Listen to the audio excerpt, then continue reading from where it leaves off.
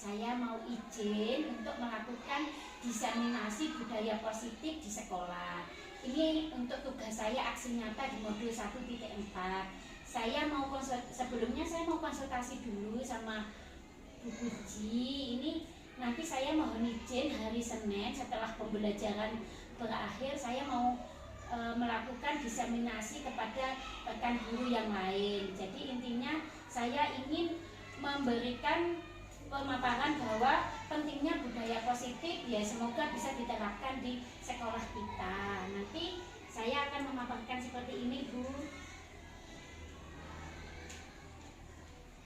Nah, jadi intinya konsep budaya positif ada, nanti kita membuat keyakinan kelas. Jadi setiap kelas nanti, jadi sekolah itu kita tidak membuat peraturan diktator artinya dari sekolah, tapi benar-benar anak-anak sendiri yang membuat keyakinan dan disepakati bersama. Bahkan hukumannya apa nanti anak-anak bisa menentukan sendiri, tapi dengan bimbingan guru. Jadi maksudnya nanti saya akan memperkenalkan pentingnya disiplin positif dalam setiap hari untuk membentuk karakter profil pelajar Pancasila. Jadi ini sesuai yang teori saya. Nanti akan saya jelaskan dari modul saya, Bu. Nanti ada kasus, bagaimana jika ada kasus kepada murid, bagaimana menyelesaikannya dengan segitiga restitusi seperti yang saya dapatkan di program pendidikan guru penggerak saya. Jadi anak-anak itu tidak langsung dipersalahkan, juga guru tidak mencari solusi, tapi lebih ke kita bagaimana membimbing anak-anak atas kesalahan yang dilakukan, mencari solusinya sendiri. Begitu, Bu. Nanti bisa saya tularkan ke guru-guru yang lain. Atas izin saya sepenuhnya memberikan izin dan membantu yang menjadi program pelaksanaan CGT. Namun sebelumnya penjenengan harus memaparkan dulu tujuannya apa dan sebagainya. Jadi sebaiknya penjenengan ketika akan memberikan kepada siswa itu benar-benar sudah mempersiapkan materi-materi apa yang akan disampaikan kepada siswa. Itu dengan 100% saya bersama teman-teman untuk bisa membantu atas keterlaksanaan program CGT dan mohon pelaksanaannya ini tidak mengganggu jam pembelajaran di kelas, jam efektif maksud saya. Itu siap, Bu. Jadi besok hari Senin saya diizinkan untuk diseminasi sama teman-teman yang lain, ya, Bu. Siap. Kalau sebenarnya nanti silakan untuk menghubungi teman-teman yang lain, kesiapannya mestinya setelah selesai jam pembelajaran. Bu, siap. Terima kasih, Bu, atas izinnya. Mohon izin, permisi, Bu. Assalamualaikum. Tak usah. Ini laporan nyusul. Mana ya?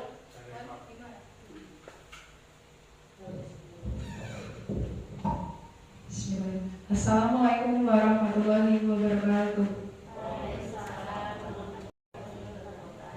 Yang terhormat Ibu Kepala SD Negeri 01 Pak SD Negeri 01 Puji berkahadirat Allah SWT yang mana telah menyempatkan rahimnya akademik dari berkumpul pada acara informasi praktik baik telah di sekolah modul 1 guru 9.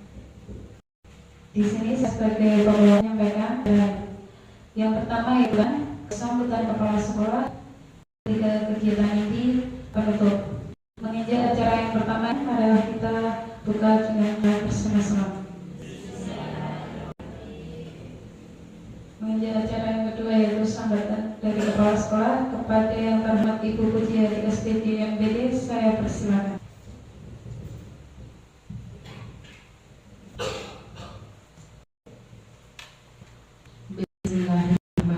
Assalamualaikum warahmatullahi wabarakatuh.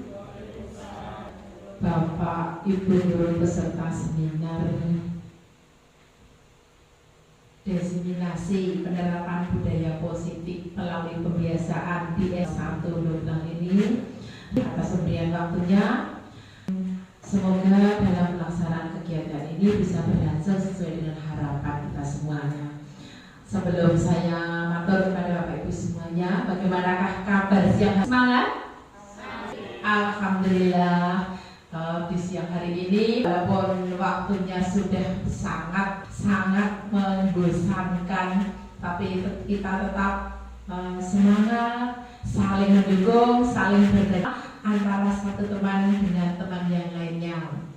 Nah, baik, terima kasih kepada Iwati yang telah melaksanakan seminar ini. Semoga dengan seminar ini bisa menghasilkan sesuatu yang bermanfaat bagi kita semuanya, yaitu seminar yang dipaparkan oleh Ibu Iko Priyawati, yaitu diseminasi penerapan budaya positif melalui pembiasaan dan literasi sekolah di SD Negeri 01 yang dilaksanakan dalam rangka pelaksanaan modul 4 budaya positif pada program pendidikan guru penggerak angkatan 9 Karangmandan Kabupaten Karanganyar yang oleh Ibu Wati menjadi praktik dalam perubahan praktik yang awalnya menerapkan kemampuan kurang baik akan menjadi lebih baik. Proses inovasi yang dikelola diarahkan dan mampu bertukar informasi menjadi inovasi untuk Negeri 01 Doplang. Mari kita dukung kegiatan Ibu ini supaya kita bisa memberikan inovasi yang terbaik. Sekali lagi, kita agar SD Doplang akan lebih baik daripada hari ini. Hari esok akan daripada hari ini, akan menjadi lebih pada hari ini. Oke, semangat. Mari kita semangat siap. Insya Allah. Saya sampaikan. Mohon maaf. Sekian. Wassalamualaikum warahmatullahi wabarakatuh. Waktu selanjutnya saya berikan kepada pembawa acara. Terima kasih.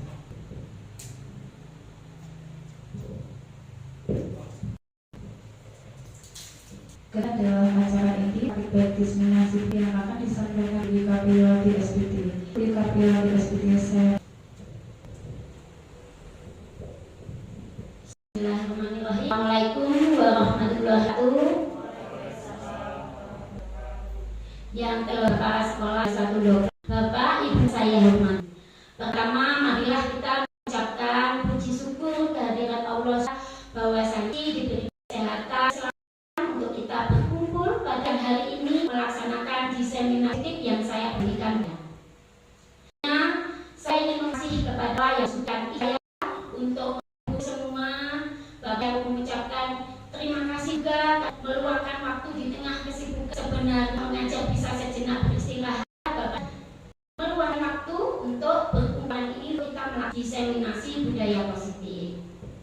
Sebelumnya Bapak Ibu yang tidak lupa pendidikan, mohon Bapak Ibu guru yang daftar pendidikan silahkan daftar.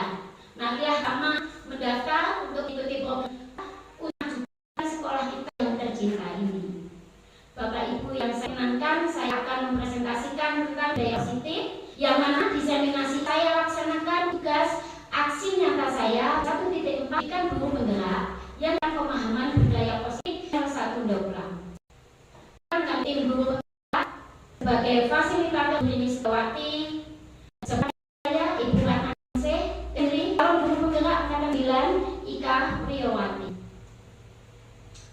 Bapak Ibu, tujuan diseminasi pada siang hari ini saya akan menyampaikan pentingnya budaya positif melalui 5 materi. Yang pertama, positif dan nilai universal, teori motivasi, hukuman dandaan. Yang ketiga, yang keempat, kebutuhan dasar manusia dan yang berkualitas 5 restriksi, 5 dan yang terakhir segitiga restitusi. Sebelum saya memulai semua materi, saya ingin Bapak Ibu menjawab setuju atau tidak setuju. Ini ada 3 untuk pernyataannya. Jadi hukuman dipinkan siswa atau tidak setuju angkat tangan. Oh, Bu Pujian tidak setuju. Bagaimana Ibu guru yang lain? Ya. Selanjutnya untuk pernyataan setuju atau tidak? Kemudian positif seperti membersihkan halaman sekolah dapat disiplin anak. Setuju atau tidak? Oh, semua untuk pernyataan yang ketiga bahwa memberikan pendapat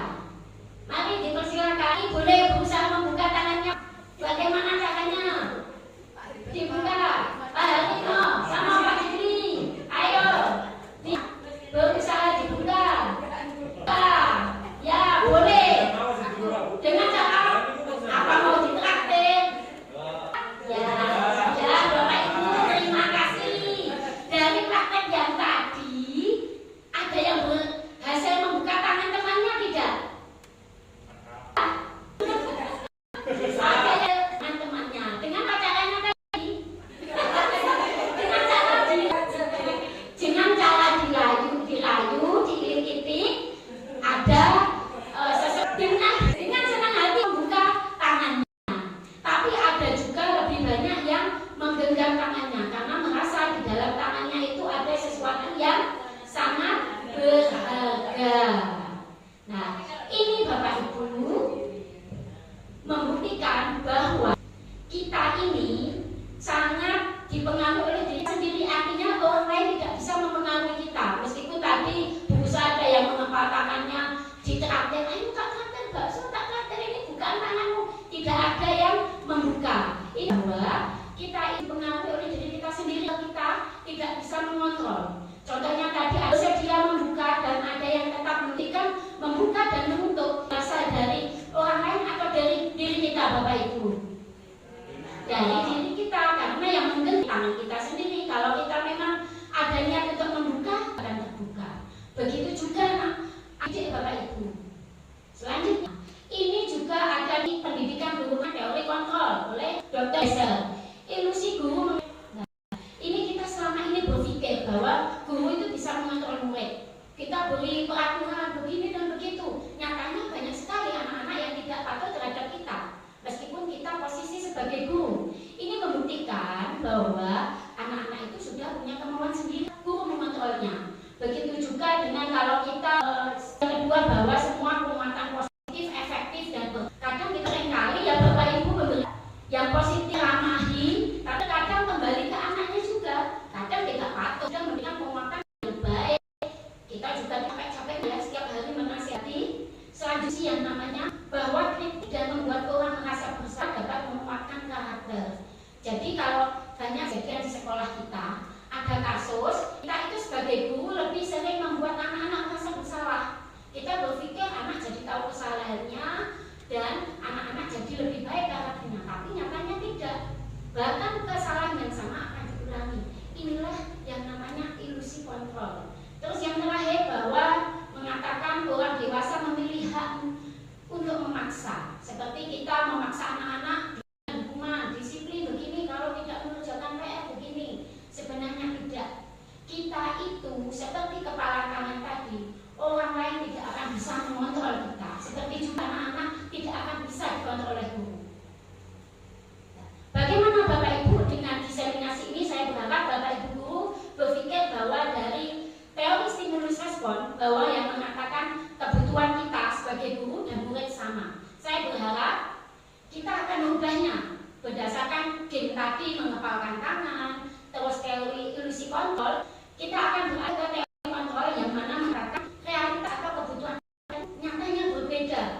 Banyak juga stimulus respon. Saya bisa mengontrol orang lain. Saya kan di sini guru. Saya yang punya kewenangan untuk mengatur anak-anak. Tapi jangan seperti itu. Yang kenyataannya anak-anak itu tidak bisa dikontrol oleh orang lain.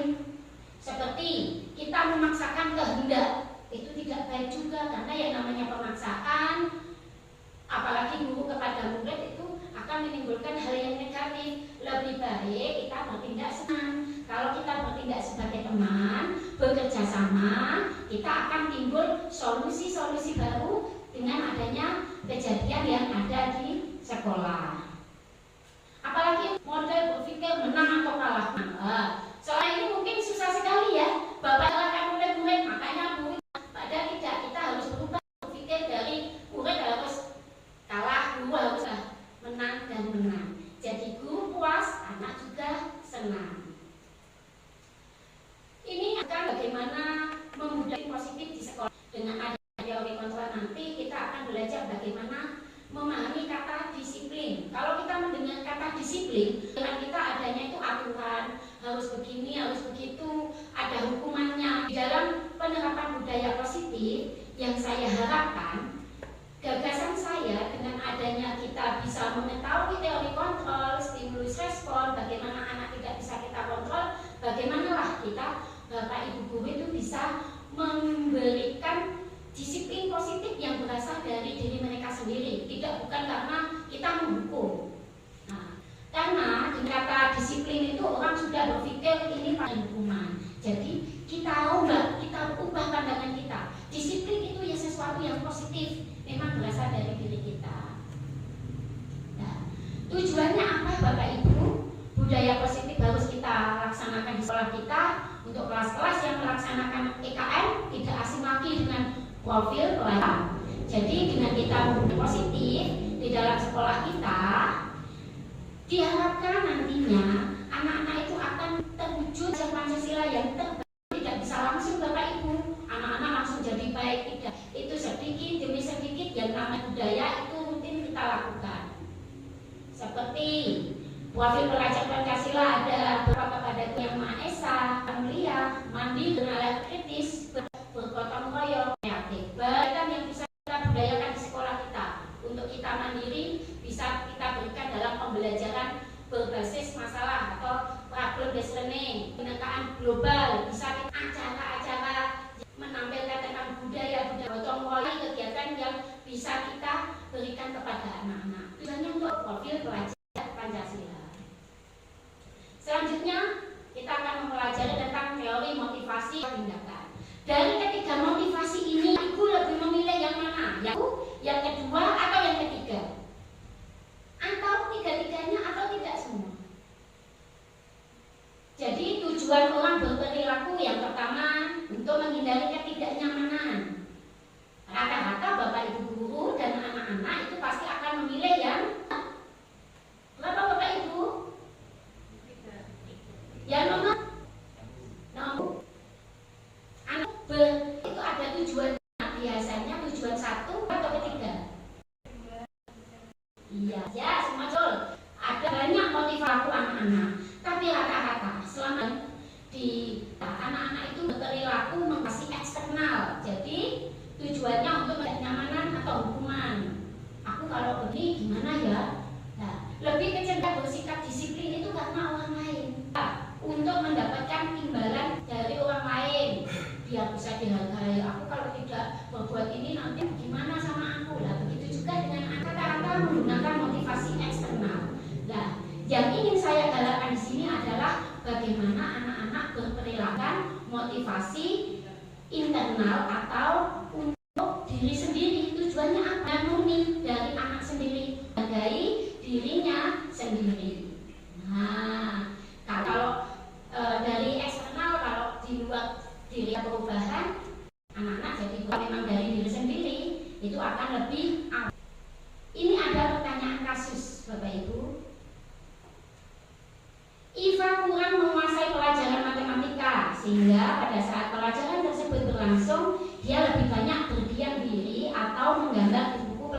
Pada saat guru matematikanya Pak Seno pertanyaan, Iva menjadi gugup, menjatuhkan tasnya dari kursi, tiba-tiba menjadi gagap pada saat berupaya menjawab. Seluruh kelas pun tertawa melihat perilaku bicara tergagap dan terkejut tersebut. Pada saat itu membiarkan teman-teman Iva yang tergagap dan malu luar biasa, dan malahan minta Iva untuk maju ke depan dan berdiri di depan kelas sambil menunjuk hidungnya karena tidak bisa menjawab pertanyaan Pak Seno.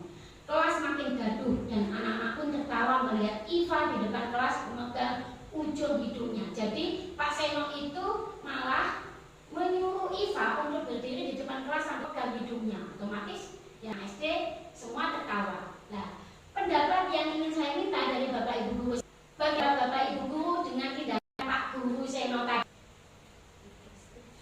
Tidak. Iya, tidak setuju. Kenapa? Iya, kita sebagai guru tidak boleh memalukan Iva.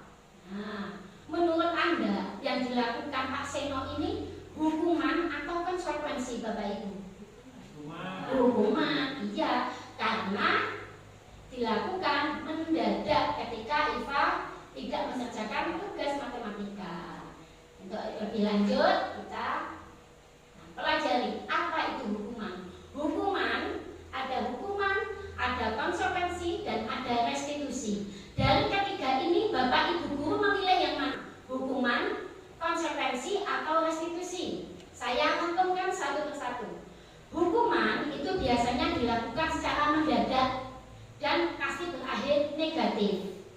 Tapi kalau konsekuensinya dilakukan atas karena kesepakatan, bisa dipantau bersama antara guru dan murid. Nah, yang terakhir adalah restitusi, artinya pilihan. Jadi kita sebagai guru memberikan kepada anak sebuah pilihan-pilihan solusi. Nah, dari sini Bapak Ibu lebih cenderung mana? Hukuman, konsekuensi atau restitusi?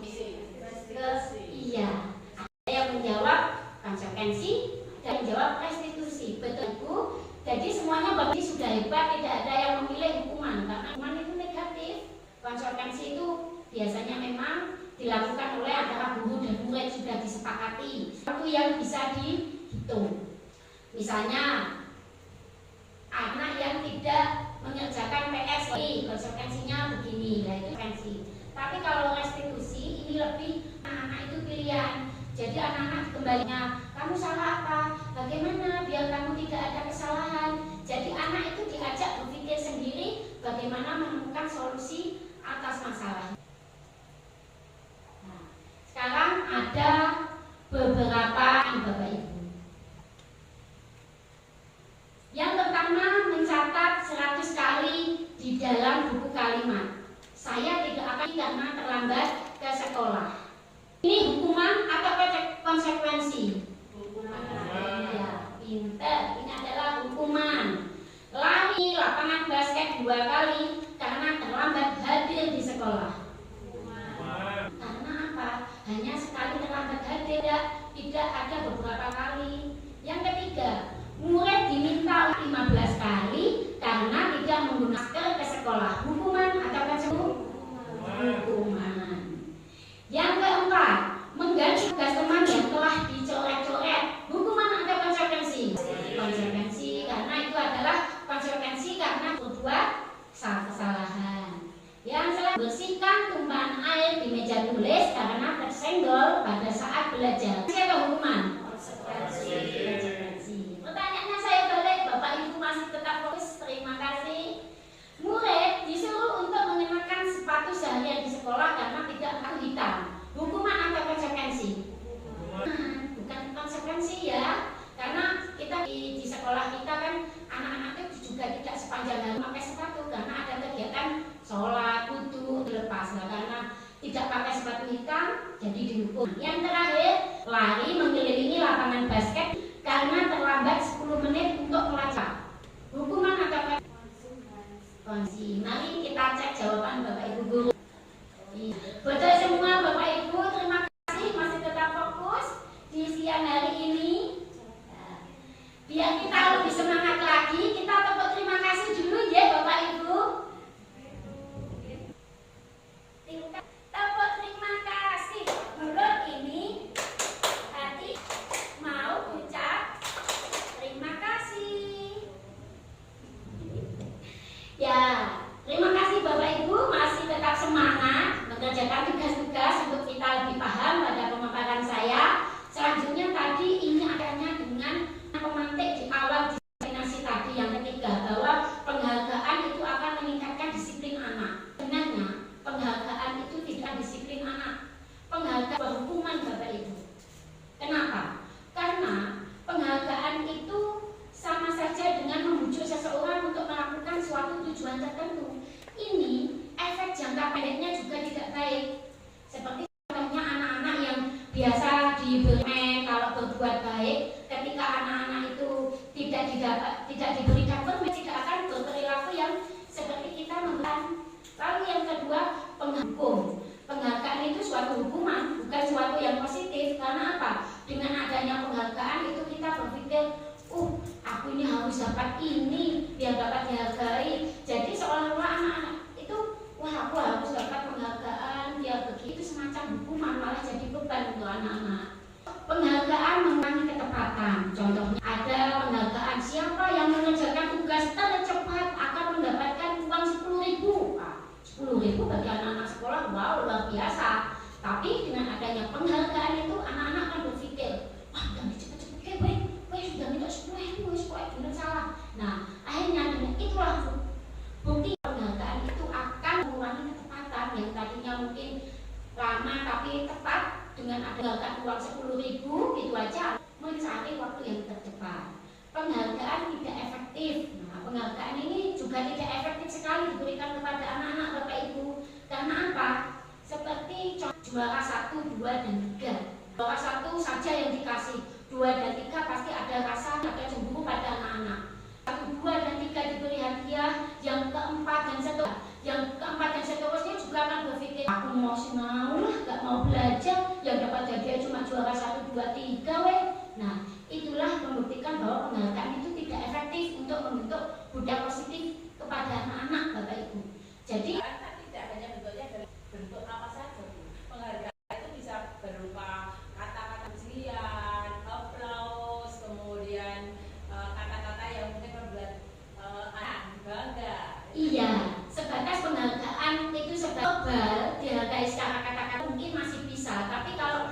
misalnya dosisnya yang banyak, aku tadi begini gak dilem, dilalah mungkin kurang memperhatikan, kemarin membersihkan kelas gak di guru, padahal kemarin yang sama itu dilem. Lah, jadi anak-anak itu baik apapun dipandang itu saja. Nah, mungkin kalau untuk penghargaan memang menarik, ada juga penghargaan global yang namanya guru, karena ada pasti terlewat, dan di pojok sana jadi rapi, dan di guru ini jadi nggak terlihat. Dari di sana, wah aku santen-santen, bukan nggak lihat aku, ya besok rame lagi. Anak-anak merasa kecanduan atas penghargaan itu. Aku kalau rapi, gak perlu ada enggak. Jadi itu akan membuat penghargaan itu menghubung jadi beban untuk anak-anak. Ya sebatas tidak banyak mungkin bisa kita laksanakan Bapak Ibu, tapi juga tidak juga karena akan membuat anak beban dan akan jadi malu. Selanjutnya bahwa penghargaan akan sama saja seperti tadi, bisa merusak hubungan, sama-sama sudah ibaratnya ya anak kemah, ibaratnya kemah sudah sama saya tidak dapat dihargai, itu rasanya lebih yang tidak kemah, itu bisa merusak hubungan hati. Sebenarnya dalam program pendidikan guru penggerak memang bukan dilarang tapi tidak ada. Maksudnya dalam sekolah kita biar anak-anak itu timbul diri mereka sendiri tanpa penghargaan apapun dari diri sendiri.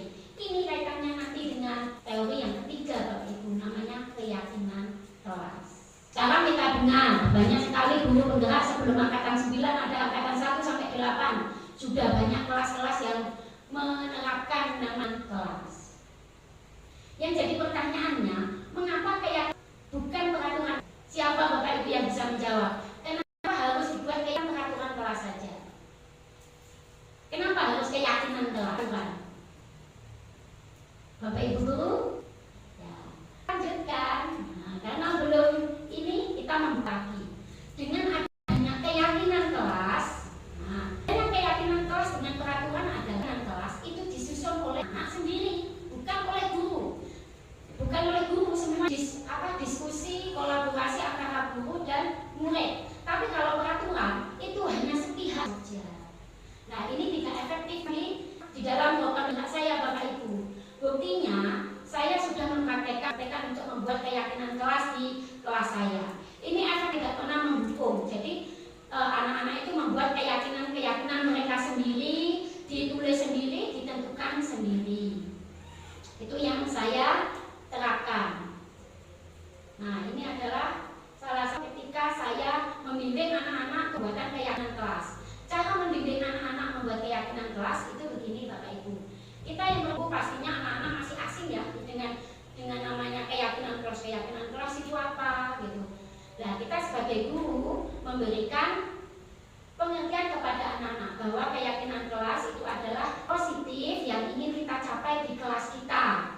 Nah, nanti cara secara teknis bagaimana? Semua anak dalam satu kelas simpulkan, kita berikan satu persatu, satu anak menerima satu, boleh sticky note, boleh dengan lembaran kertas mana yang ada. Setiap anak nanti harapan atau peraturan apa yang ingin mereka terapkan di kelas mereka. Kalau sudah dituliskan bersama-sama, dikoreksi bersama guru. Setelah jadi disepakati, nanti ditulis di selembar kertas dan di tempat yang mudah dilihat oleh anak-anak. Caranya bagaimana ditulis? Setiap anak ini kalau untuk kelas bawah belum bisa tanda tangan, boleh pakai cap jempol, terus dikasih tanda di bawahnya, terus ditempel di yang mudah dilihat anak-anak. Jangan ditempel di jendela. Kalau di jendela kan pastinya tidak terlihat ya Bapak Ibu di anak-anak. Jadi di tempat-tempat yang umum yang mudah dilihat. Selanjutnya tentang kebutuhan dasar manusia dan dunia berkualitas. Anak-anak itu sama dengan kita sebagai manusia mempunyai 5 kebutuhan dasar. Yang pertama kebutuhan, yang kedua kasih sayang dan rasa diterima, kesenangan atau fun, yang keempat kebebasan penguasaan. Kita sebagai harus memahami memiliki 5 kebutuhan dasar. Salah satu contohnya adalah kesenangan atau fun. Kita sebagai guru harus bisa mengemas itu terasa menarik dan menyenangkan. Kita sebagai bapak ibu guru yang sudah dewasa ini senang yang namanya permainan, seperti pengalaman saya ikut loka di pendidikan guru penggerak itu. Di dalam loka itu juga diberikan hal-hal menyenangkan, menarik, dan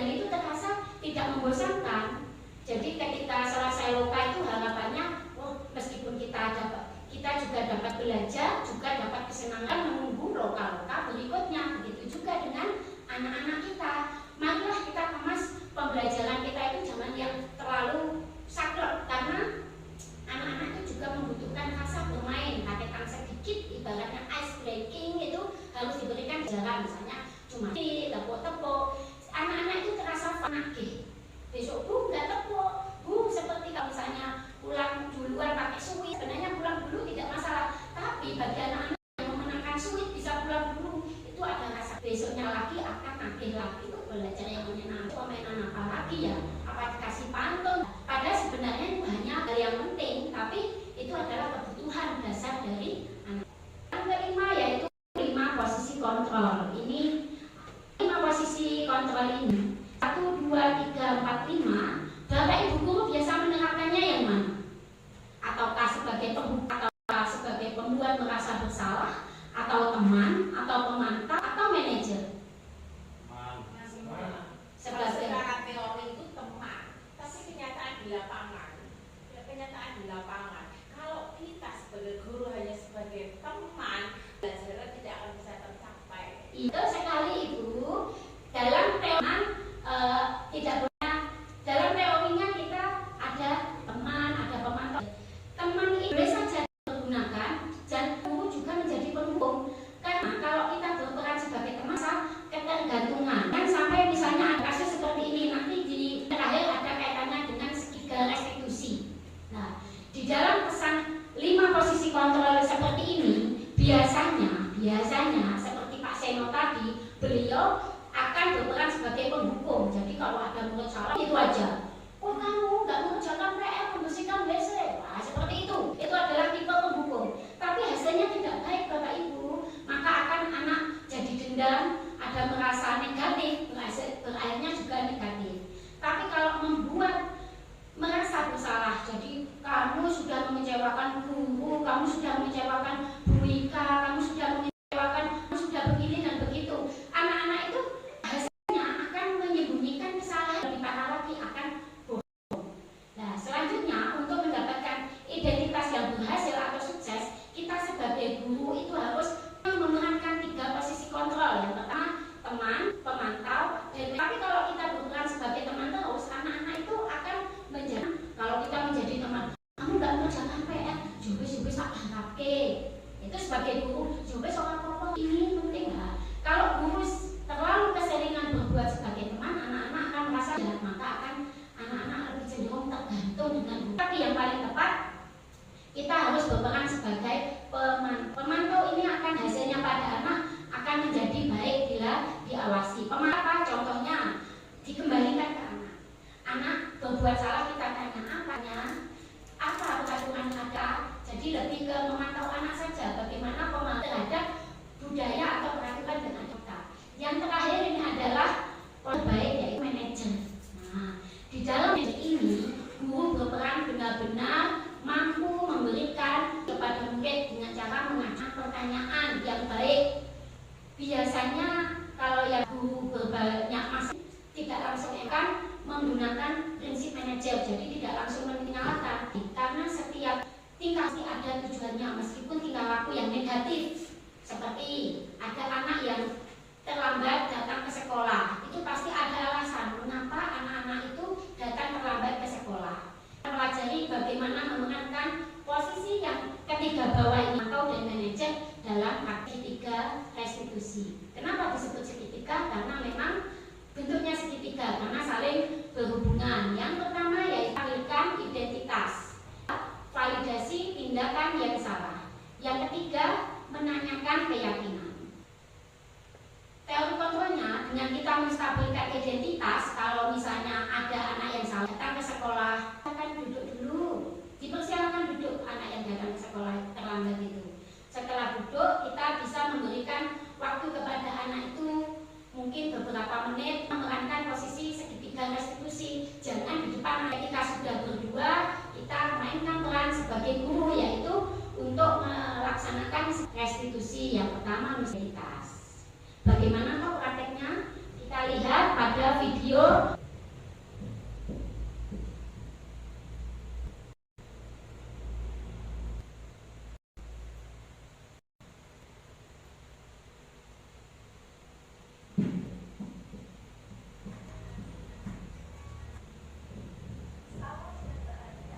Di salah satu contoh kasus anak. Mari kita lihat bersama-sama Bapak Ibu.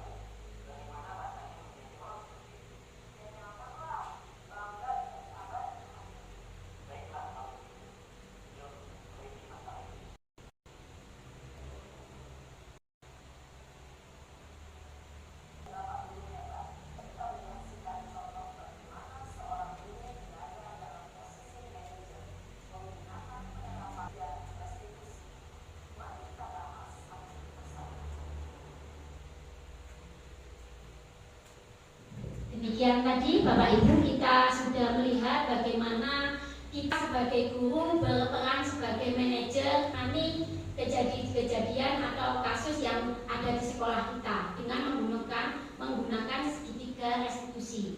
Sebelum saya pendidikan guru penggerak, saya ketika ada anak berbuat salah itu langsung dihukum.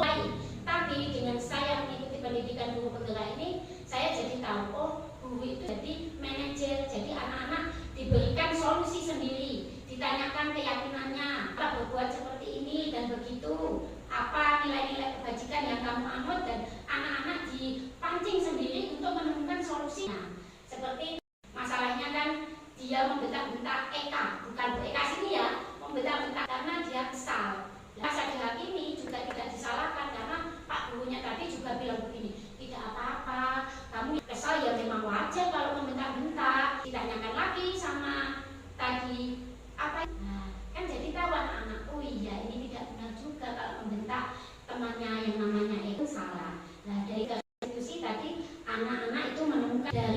masalahnya. Bapak Ibu semuanya, kita sampai di diseminasi budaya positif di sekolah kita. Kesimpulan yang dapat kita ambil dari diseminasi hari ini bahwa disiplin positif itu utama dalam terwujudnya budaya positif di sekolah. Budaya positif itu dimulai dari kelas-kelas kita. Saya harapkan setelah diseminasi saya ini di setiap kelas Bapak Ibu guru akan membuat keyakinan kelas, karena budaya positif baik itu secara keseluruhan di sekolah itu dimulai dari anak. Anak gimana? Dari kelasnya sendiri. Saya berharap setelah diseminasi ini guru di kelas keyakinan kelas, dan secara teknik tadi secara saya jelaskan bagaimana teknik membina untuk mengelas. Terima kasih untuk perhatiannya. Segala tutur yang salah dan maaf saya akhiri. Wassalamualaikum warahmatullahi wabarakatuh.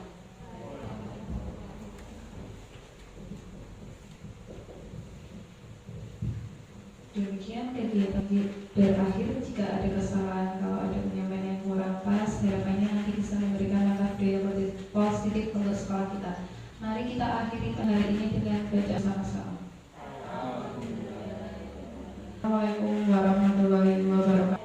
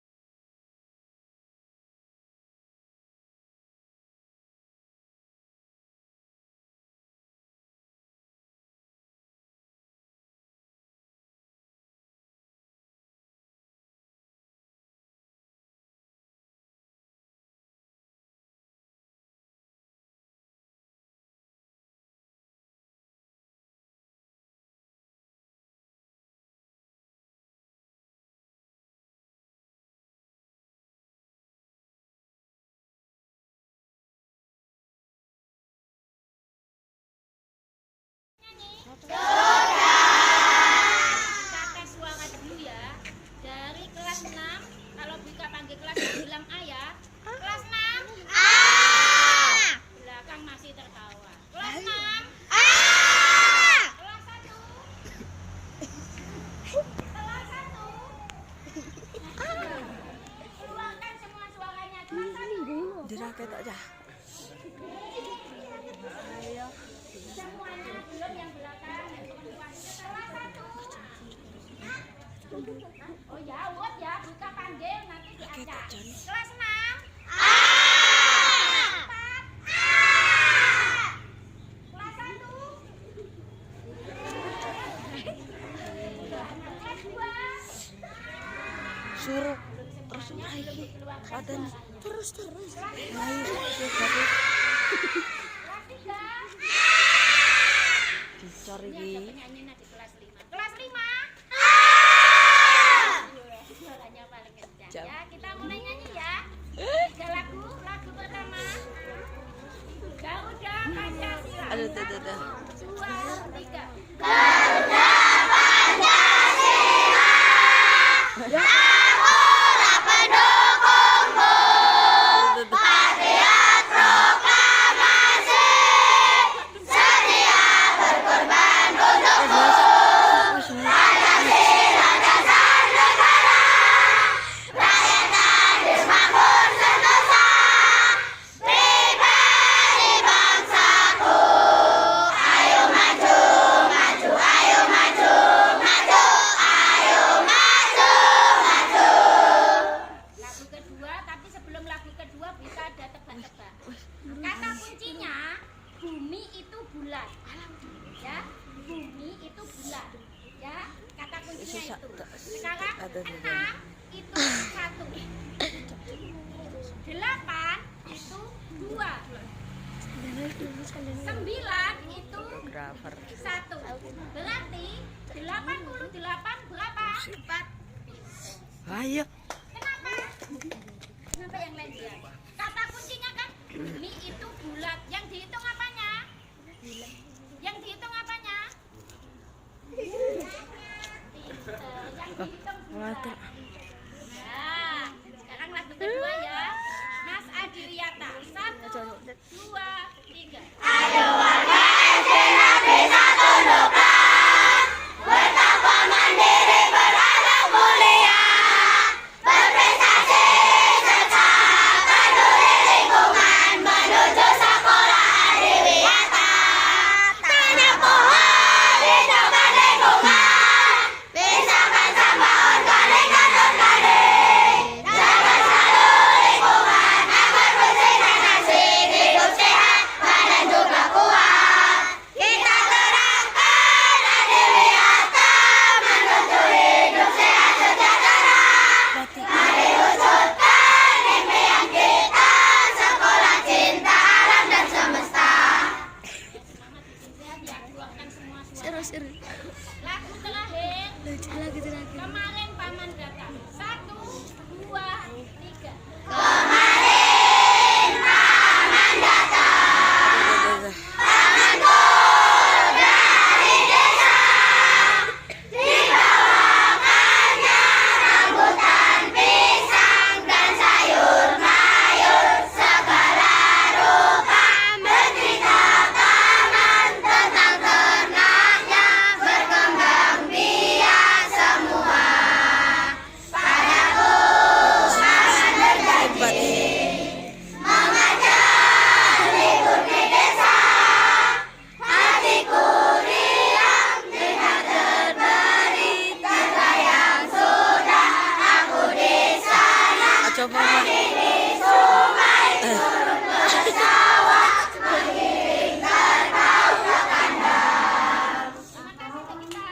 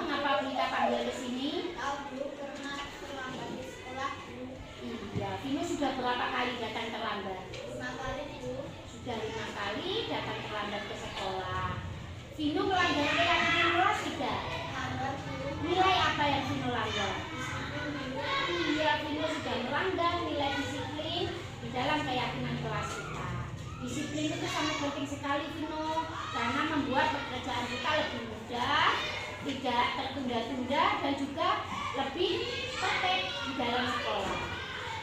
Ini kita tidak fokus sama kesalahan Vino, tapi kita dan Vino akan mencari solusi bersama-sama bagaimana caranya biar Vino tidak terlambat lagi. Kira-kira solusi Vino apa biar tidak datang terlambat ke sekolah lagi? Saya akan mematikan HP jam 8 dulu setelah itu tidur. Pinter, terima kasih. Vino sudah menemukan solusi, akan mematikan HP setiap jam 8 setelah itu tidur. Terima kasih untuk usahanya. Nanti setelah sampai rumah, Mika juga akan berkomunikasi dengan orang tua untuk memastikan bahwa Vino sudah sesuai solusinya tadi, akan mematikan HP setiap jam 8. Begitu ya Vino. Sekarang silakan kembali keluar kelas untuk beristirahat dengan teman-teman. Terima kasih ya Bu. Ya. Assalamualaikum. Waalaikumsalam.